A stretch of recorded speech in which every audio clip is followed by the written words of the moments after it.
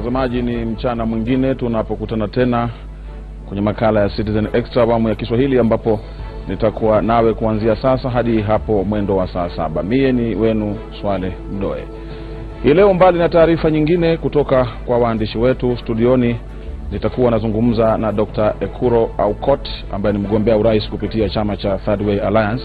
Tutazungumza mengi kuhusu muungano huo pamoja na siasa za Kenya. Kadhalika, kwa sasa naarifiwa kwamba katibu mkuu wa chama cha Jubilee Rafael Tuju anazungumza na waandishi wa habari. Tumsikize ni yapi anayosema. Because this party is facing internal crisis and contradictions, that is why they are probably looking for diversion. If that's all they are doing, trying to divert attention from their real internal problems, we can live with that. But they should not put this country in a state of being on edge. Their contradictions include, at one moment we are talking about 10 million strong voters, and in the next minute they are talking about boycotting the elections, which means accepting defeat in some way.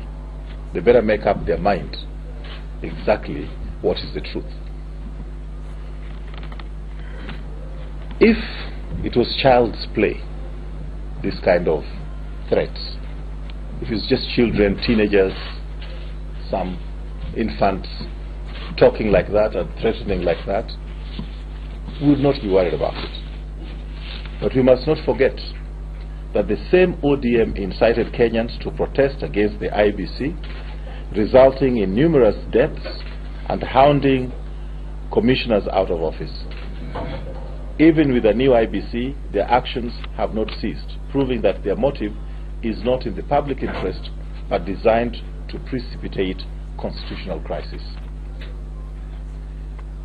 If it was just some young teenagers making the kind of noises they were making over the weekend, we have no problems with that.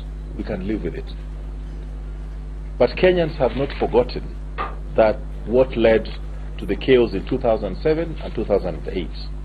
It was the constant incitement of the public against the Electoral Commission then, and later on the disputed results. It is evident to us that ODM has started on exactly the same path that they were in 2007-2008. The latest pronouncement follows a concerted litigious attack against the IBC by lawyer James Orengo. ODM has continuously used legal action to stop the IBC from conducting elections in August 8th. It was either on procurement issues and all manner of things to stand on the way of the elections coming in August. Again, it would be okay if it was teenagers making those kind of actions. But that a former Prime Minister and a former Vice President are demonstrating flagrant disregard of the rule of law, hinting at mass action, is irresponsible and dangerous, and seriously undermines public and investor confidence in our country. We like to urge civil society, the media, and Kenyans in general, that when it comes to the safety, security of our country, when it comes to the future of our children, we have no other Kenya. I think I'll leave it there. Thank you very much. Any questions? If there are no questions, I think we have a cup of tea today. Okay, go ahead. Please. 3 questions to be precise. Number 1, after the nominations, my name is Kennedy Murray from NTV. After the nominations, there were so many cases, and you've actually attacked the other side. In Jubilee, there was a crisis whereby most names were missing from the ballot papers in most places, and actually there's a report that has been released. Number 2, Actually, it was saying 77% of the names were missing. Can I get that statement from? Then there is the other issue of bribery. It was very rampant amongst areas where Jubilee was. The report released yesterday put it at 59%. What about that? Then number 3, as a party, there is a raging crisis right now that because you've spoken about election preparedness from the opposition. As a party, what is your stand on what is happening with the maize issue? Unga continues to skyrocket. The Jubilee party has not spoken on it. Okay. The crisis after the nominations, you're saying some names were missing and so forth. I don't know which names are missing. Are you talking about the names of the contestants or names of the voters? Aspirants. Now, of course, you do know that we had a false start on 21st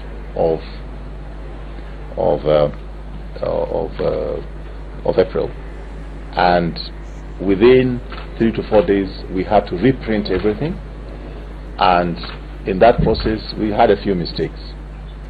But by and large, with 8,000 contestants, we had 500 cases. Now that is 6% problems. So really, we had a 94% success rate. So if you want to give a D- to 94% success rate, I cannot have a quarrel with you on that. I think it's good to put things in perspective. The other one is about the report, which I'm told has come from is this Kenya National, the National Human Rights. From what I've seen, they're talking about 115 cases, and from that 115 cases, they're talking about 70%. Is it 77%?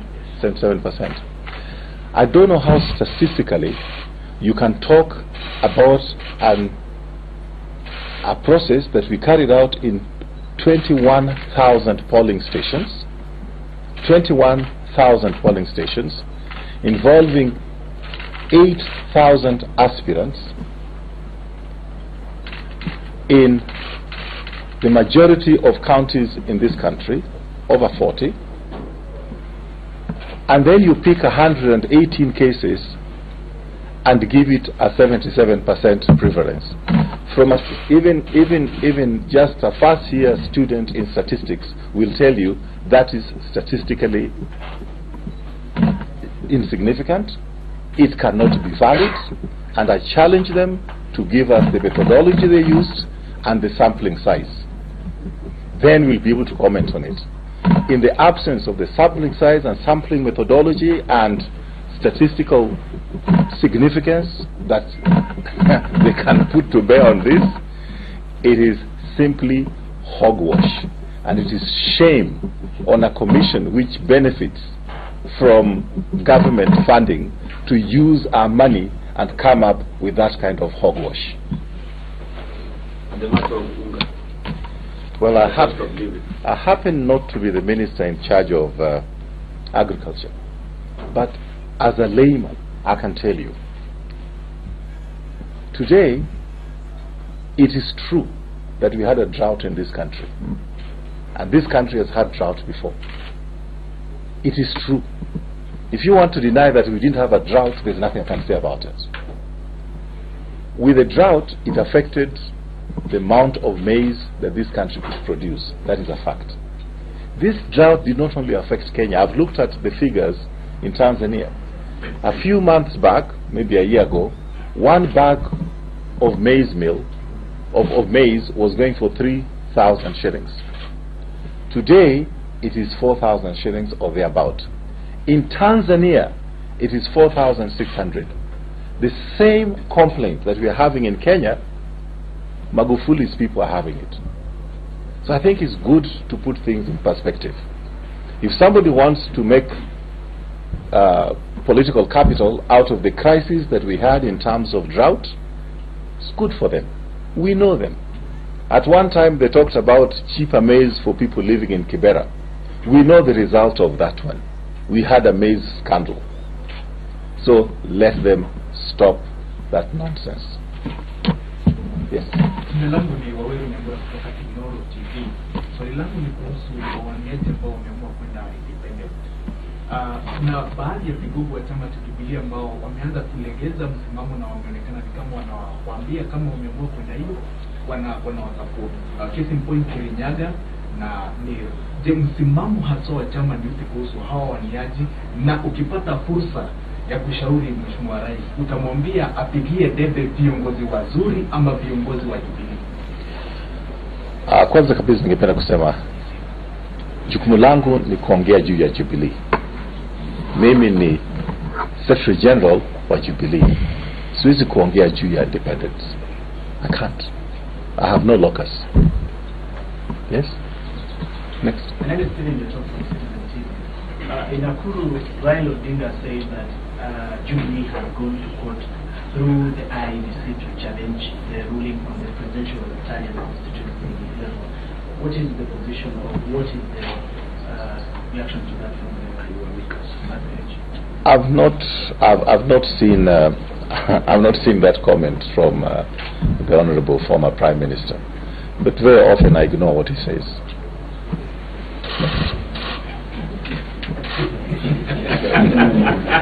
Yes. Yeah. Any other questions? No question. Yes. Maybe why you are against results being declared as the constituency level from being used to the I cannot, and Jubilee, I'd like to put this on record. Jubilee cannot be in any way brought into the issue of where results can be declared. First thing, you have to remember that we're going to have 5 elections. It only happens that they're being done on the same day. There is the MCA, whose standing center and the place for announcing is at the constituency, and the returning officer is the constituency returning officer. Then you have the MPs is the same. You have the governor, and the returning officer of the governor is not at the constituency level. The returning officer of the governor is at the county level. Up to that place, naweza sema tuko pamoja. Alright? Then you have the presidential. Well, the governor and the senate and the women rep, their returning officer is at the county level. Then you have the issue of the president.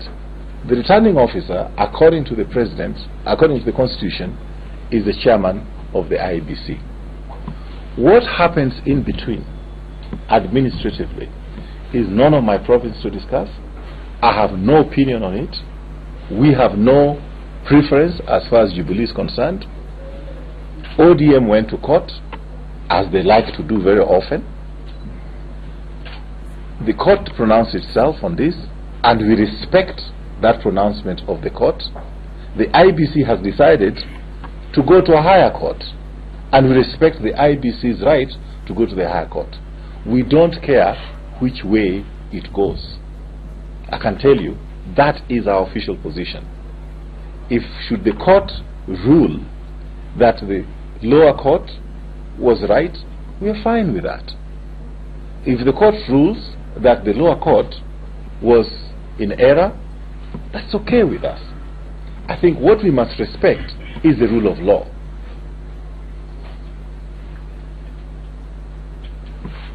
Yes. I have 2 questions. Douglas from Jubilee. First, why are we discussing a matter that is in court? Are we not preempting what the court should rule? That's number 1. Number 2. No, just do one question at a time. I think that's precisely what I've said. I've said that I cannot say which way is right. There are people who are given that responsibility by the Constitution, that is the courts. And the courts pronounced themselves in that, and that's why we didn't take any position on this. We have not enjoined ourselves in the case, and we don't care which way the court rules on this one. we really don't care. For us, our focus right now is how to ensure that we win on 8th of August. But the threat to boycott the general elections was issued by NASA, One Nation. Why are you taking issues in specific with ODM? Are you having anything personal? Well, I don't think there is a NASA. I don't think there's a party called NASA. The current opponent to Jubilee, as per record, and please check this at IBC, the former Prime Minister Raila Odinga is the candidate of ODM. Is that correct or not correct? So you want me to talk about which party? Well, as far as I know, the party which is contesting, who have produced a candidate according to the official position, unless we are told differently by IBC, is ODM. You can say what you want, but that is the law, and you can't change it. Even if you are a supporter of NASA, you will not be able to change that. Yes?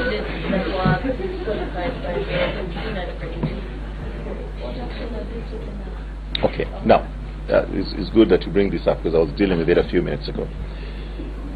In the party, we have the appeals tribunal, and we have the disciplinary committee, and all these two institutions of the party are independent from the office of the Secretary General. Say, for example, and the same with the National Elections Board. For example, the National Elections Board conducted a nomination process. If somebody was not happy with that, they went to the appeals tribunal.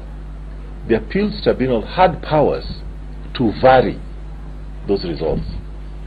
Once they vary them, as Secretary General, I have absolutely no powers to change the results. Neither does the National Elections Board. The next place you go to is the political parties disputes tribunal. So in the same way, when the disciplinary committee of the party have made a ruling, all right, and they give us directions that this is the ruling, we have to respect that. But the member of the party who feels aggrieved by that ruling can go to the political parties dispute tribunal to adjudicate on that. It's about following the rule of law, and we have been advised as such. Good. Any more questions? Naam, huyo ni katibu mkuu wa chama cha Jubilee Rafael Tuju hapo akizungumza na waandishi wa habari akijibu maswali mbalimbali kuhusiana na matamshi ya muungano wa NASA ambao wametoa matamshi yao hii leo kuhusu masuala mbalimbali. Studioni kama nilivyokuarifu ninaye Dr. Ekuru Aukot ambaye ni mgombea urais kwa chama cha Third Way Alliance. Sasa Dr. Aukot, karibu, na halafu ni yapi maoni yako kuhusu haya yaliyozungumzwa na Tuju wakati tukiasikia tukiwa hapa studioni, haswa kuhusu madai kwamba viongozi wa NASA wanachochea wa Kenya kwa kuambia kwamba IBC haifai, na wao wenyewe ndio walitoa ile timu ya kina Isaac Hassan. Maoni yako ni yapi? Asante sana. Swali mwanzo kabisa, mimi sijakuja hapa kuzungumzia juu ya Jubilee wala NASA, manake katika mazungumzo yetu kama wana Third Way Alliance ama ukipenda njia mbadala, sisi tumeonelea kwamba kusema kweli hamna tofauti kati ya Jubilee na NASA. Manake ni wale watu ambao wanaleta migogoro dhidi ya Wakenya, wao ndio wanaleta uchochezi, na ulivyosema nakubaliana nawe kwamba wakati wote wao wanataka referee ama ukipenda IBC ambaye atawapendelea wao. Manake wao ndio walianzisha hii mambo ya kwamba tuwafurushe ile IBC nyumbani. Walipofurushwa sasa hivi wameanza kulalamika tena. Kwa kweli kinachonisikitisha ni kwamba nilipoona hiyo rally yao kule na Nakuru, walipokuwa wanasema kwamba ati kama kura isipofanyika kwa njia ambao wanapenda wao, kutakuwa na matatizo katika nchi. Kwa hivyo tayari wanatishia amani ya nchi, wanatishia kabila na sehemu mbalimbali katika nchi. Hao ndio wanaleta uchochezi. Ndio maana sisi tumejisemea tulipoangazia kwa kusema kweli siasa hizo zetu za Kenya, utawala wa nchi hii, tukaonelea ni kwamba kweli kama watu wametubwaga katika nchi hii ni viongozi ambao tumekuwa nao zaidi ya miaka 54. Ndio sababu tumejitokeza kama wana Third Way Alliance kuambia wa Kenya labda imefika wakati, sio ati labda, sasa ni wakati wa kuangalia njia mbadala, kuangalia viongozi ambao hawajakuwa katika utawala ambao wameletea madhara. Nasema hivyo sababu swali hivi sasa tunavyozungumzia bana, bei ya unga ndio hiyo inawaumiza wa Kenya. Bei ya bidhaa vya kawaida, maisha yamekuwa magumu sana, na haya yote yanatokana na uongozi. Maana yake uongozi ni policy making. Usipokuwa na ile policy ya kuhakikisha kwamba kutakuwa na food security katika nchi hii, basi hapo ndio sasa Kenya wanaumia. Najua wamekuwa wakiangazia sana mambo ya infrastructure, kwa mfano kama mambo ya reli, lakini sisi tunasema katika Third Way Alliance, Mkenya wa kawaida bwana hawezi kula reli, lami ama hizo cartels. Mkenya wa kawaida anahitaji unga, mpunga na maji. Kwa hivyo sisi tunasema kwamba ni vizuri ndio nchi kuwa na hiyo infrastructure, lakini lipi ambayo ni priority? Sasa hivi wakati watu wanakufa njaa, wewe watakakuwa kiongozi wa watu ambao wamedhoofika, hata labda hata kuja kupiga kura hawezi. Kwa hivyo sisi priority yetu ukiangalia katika Third Way Alliance tumeangazia kwamba lazima tu invest in the people of Kenya. Lazima tuweke kama ni sio sema nini investment, lakini kwa Kiswahili tuwekeze, yani ile maslahi, welfare ya Mkenya wa kawaida, ili watu waweze kupata chakula, waweze kupata hospitali bora, shule, security, mambo kama hayo. Lakini ukiangalia hizi mirengo zote, sijui watu wanazitaja, sijui nasikia sijui ni mafarasi wawili ama sijui ndio nini, wao ndio wameleta haya madhara yote. Maana kwa kusema kweli Wakenya wamewapatia muda mrefu sana wa kutawala na kuleta sera mpya katika nchi yetu. Kwa sasa hivi karne ya 21 bwana, ati tunaomba mahindi kutoka nchi za Mexico, wakati ambapo sisi tuna ardhi tele, maji yako tele. Tunafaa kukuza chakula ili Wakenya waweze kupata chakula. Na kwa hiyo Dr. Aukot, ni kuulize swali na ambatana na hilo, ni kwa nini wewe unataka kuwa rais wa Kenya? Mimi nimeamua kuwa rais wa Kenya, maana naona naweza tuko na sera nzuri sana ambazo zinafaa kubadilisha nchi hii. Ya pili ni kusema kwamba tumeangazia viongozi ambao kwa kusema kweli wamekuwa kitawala nchi hii na ambao Wakenya wamewapatia nafasi kwa muda mrefu sana. Hao watu wametulet down sana, wamebwaga Wakenya, hawana maono mapya. Ni watu ambao wanataka uongozi kwa misingi ya kikabila, wanataka uongozi kwa misingi ya kwamba mimi sijui ni mtoto wa fulani ama sijui babangu alikuwa fulani. Hakuna kitu ambao wanaelezea Wakenya. Maana swali sisi tukiangalia kwa mfano hizi siasa za NASA na Jubilee, hizo farazi mbili ambazo tunasema zimechoka, zimekimbia kwa muda mrefu sana, kwa miaka mingi sana, hazina maana, zinafaa kwenda kupelekwa kichinjioni kama kuna kichinjio hizo farazi. Sisi tunaona kwamba hawa watu kwa kusema kweli ukiangalia malumbano yao mengi sana ni mambo ya utawala, wanataka tu power. Lakini swali ni ukipatiwa power unafanya nini hiyo mamlaka, hiyo power? Tumewapatia power kwa muda mrefu sana. Kwa nini hamjahakikisha kwa mfano Wakenya kwa sasa hivi wako na chakula ya kutosha, wako na security, wako na mashule ya kutosha, ufisadi ama uwizi wa mali ya umma aufanyiki? Ndio sababu sisi kama wana Third Way Alliance tumependekeza agenda 5 tumeweka katika mezani. Ya mwanzo kabisa tunasema kwamba tunataka kumaliza ujuma ya kiuchumi na social, ending social and economic injustices ambao watu wengi wa Kenya hii wanafaa. Sisi tunasema hivyo kwa sababu tunaangazia kwamba ukiangalia katika sehemu zetu nyingi za Kenya kunazo nafasi, kunazo zile economic opportunities ambazo zinaweza kufanya watu kuishi maisha bora. Ukiangalia mambo kama meat production, siku hizi hakuna mtu anazungumzia mambo ya meat production. Cotton industry ambayo ilikuwa hapo zamani sana kule Nyanza imekufa hivyo. Agro processing, fish processing, kama ni kule minazi na coconut production amna. Sasa kwa hivyo sisi tunasema tukiangazia kweli hilo neno la mambo ya uchumi basi tunaweza kuboresha nchi yetu. Ya pili kabisa sisi tumesema kwamba hao viongozi ambao wamekuwa hapo awali hawajaweza kuzuia ama kustop ufisadi ama wizi wa mali ya fedha. Na sisi katika Third Way Alliance ndio tumeadapt hiyo pila ya kusema kwamba lazima tuangamize wizi ya mali ya fedha mali ya fedha ya umma, sababu inawakosesha Wakenya mahitaji yao ya kawaida. Na ukiangalia kwa mfano sasa hivi county zote za Jubilee ama zile za NASA, kunazo county 25 za NASA na kuna county 22 za Jubilee. Kwa kusema kweli ukisoma Auditor General report ya kama hata miaka 4 iliyopita, hata the latest one, waweza kusema kwamba wote ni wezi.